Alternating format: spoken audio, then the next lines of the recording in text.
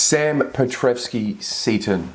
It was an interesting year for Samo this year. I remember coming into the year after the end of 2019, where he started to show some promising signs. We knew Teague had come in as the official head coach after being caretaker for so long. And Samo showed some signs towards the back end that suggested he'd have a really strong 2020. And I thought his preseason was even pretty good as well. If you remember, there was that little patch towards the very end of the preseason where he missed a few training sessions and he had, I think it was a soft tissue injury from memory, and they were just reserving him. But look, he lined up in round one and he looked mighty. He really did. He looked fierce the way he was attacking the contest. He looked like he had that spark. He didn't have a poor year, but I think based off what we expected from him, it probably disappointed a little.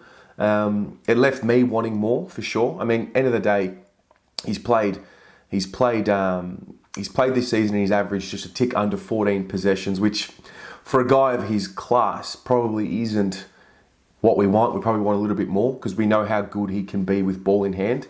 I look at his meters gained. It was 180.5 meters a game, and by AFL standings here it says it's below average, and that was probably the one thing I was looking for this year. I knew he'd be playing across halfback, and I thought, well, look, it makes sense. He's a good user of the ball. We like to create offense from attack, so it makes sense. He can slice up the opposition by foot, kick on both sides of his body, but it just didn't really take off this year, look, it's one of those situations where I don't know what the role is. I don't know what they're saying within the four walls.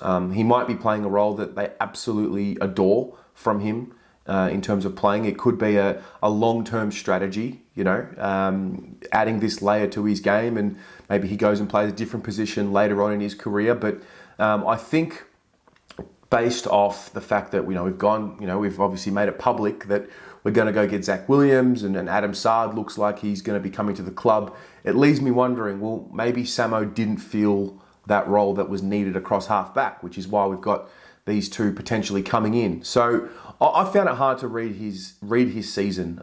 Look, as a defender, when he was playing, in that back six, did he ever really get beaten and dominated by a small forward? Not really. I remember a contest against Melbourne. Alex Neil-Bullen just sort of left him, standing like he had concrete in his shoes. But apart from that, I don't really remember him getting slaughtered and me saying, oh my God, Samo's absolutely shitting the bed here. So from that point of view, that was a tick. But I don't look at him as a defensive stopper. I look at him as a guy who we're going to generate attack from. And I just felt like we needed another layer from him this year. So look, he's played 80 games now. And that's really good to see. We've got those 80 games into him. What's going to happen next year?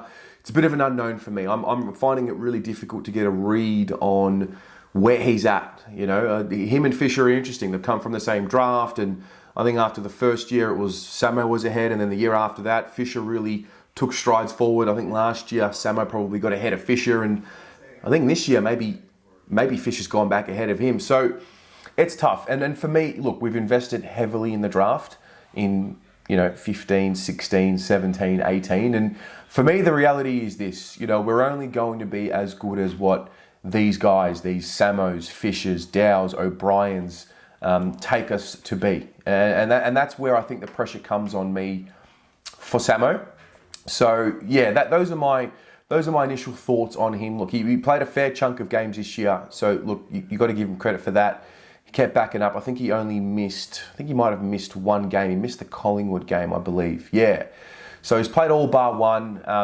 Look, for me, no matter where he plays, he's got to be a ball winner. I look at him and his main strength is his ability with ball in hand. So whether he's playing a role where we're feeding it to him or he's winning the ball, I just want to see him with the ball 20 times a game. 20 times a game doesn't put him in that ultra superstar status, 20 to 22 possessions a game. With the way that we know he uses the ball, I think will be a big positive for us. So that's what I'm looking forward to. Like overall, I was left wanting more, but listen, it's a long career. He's probably still in the first third of his career. So hopefully next year we can start seeing, a turn of the chapter and that evolution into his body and himself as a human and then as a player, and then that maturity will come, and then we can go from there. So those are my thoughts. What do you think? What did you think of Samo's year? It's a big talking point. Is he a defender? Is he a midfielder? Leave your final verdict in the comments below, and we'll chat about it.